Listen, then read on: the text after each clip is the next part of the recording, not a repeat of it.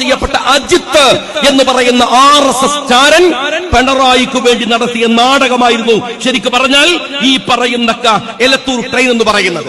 തൃശൂർ പൂരം എന്താണ്? ആ പൂരം കലക്കൽ എന്താണ്? അവിടെ സുരേഷ് ഗോപി ജയിക്കുന്നത് എന്താണ്? ഈ നാടകം ആരുടേതാണ്? ഭരണകൂടത്തിൻ്റെതല്ലെങ്കിൽ പിന്നെ ആരുടേതാണ്? തീർച്ചയായും അവരുടേത്. കരുവന്നൂർ ബാങ്ക്, ആ കരുവന്നൂർ ബാങ്കിലേക്ക് സുരേഷ് ഗോപി നടത്തുന്ന ഒരു ജാഥങ്ങൾക്ക് ഓർമ്മയുണ്ടോ? നൊരയും പിണ്ടിയൊക്കെ വന്നിട്ട് എന്തായിരുന്നു ഗീർബാണം?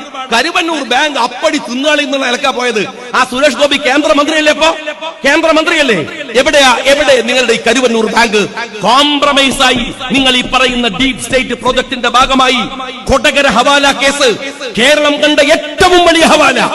പിണറായി വിജയൻ പറഞ്ഞില്ലേ, മലപ്പുറത്തുനിന്ന് പിടിച്ചാൽ മാത്രം ഹവാല ആവൂല പിണറായി വിജയ, കൊടകരയും ഹവാലയാണ്. ആ ഹവാലയെ ഒതുക്കി തീർത്തത് കേരളത്തിലെ BJP CPM സഖ്യത്തിന്റെ ഭാഗമായിട്ടാണ്. ലാവ്ലിൻ കേസ് അവിടെയും തീരുന്നില്ല. ലോകനാഥ് ബെഹ്റയെ കൊച്ചി മെട്രോയുടെ തലപ്പത്ത് റിട്ടയർ ചെയ്തു പോയിട്ടും തിരിച്ചു കൊണ്ടുവന്ന് നിർത്തിയത്, മെട്രോയുടെ അധിപനാക്കി നിർത്തിയത് രമൺ ശ്രീവാസ്തവ എന്ന് പറയുന്ന സിറാജുന്നസ വെടിവെപ്പിന്റെ സൂത്രധാരകനായ RSSകാരനെ ഒരു ഇടതുപക്ഷ മുഖ്യമന്ത്രിയുടെ പോലീസ് ഉപദേശകനായി നിർത്തിയത്. മലപ്പുറത്ത് കൊണ്ടുവന്ന് സുജിത്ത് എന്ന് പറയുന്ന കാട്ടുകള്ളനായ RSSകാരനെ SP ആക്കിയത്.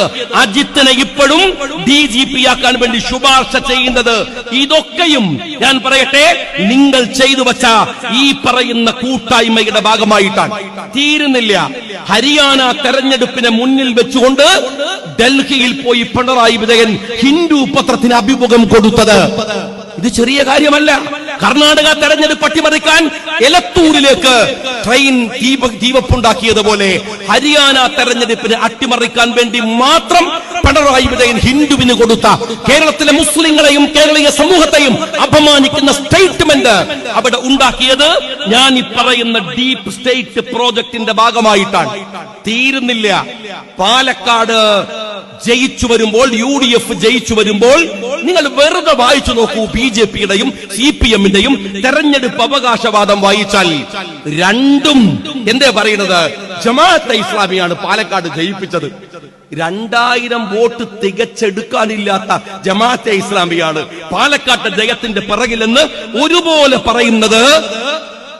ഈ പറയുന്ന ജമാഅത്തെ ഇസ്ലാമിയെ ആക്ഷേപിക്കുന്നത്, അല്ലെങ്കിൽ SDP ആക്ഷേപിക്കാൻ ഇവർ അല്ലെങ്കിൽ കൂട്ടിക്കെട്ടുന്നത് ആ പാലക്കാട്ടിലാണ്. അതും ഒരേപോലെ. ഈ സമയം ഞാൻ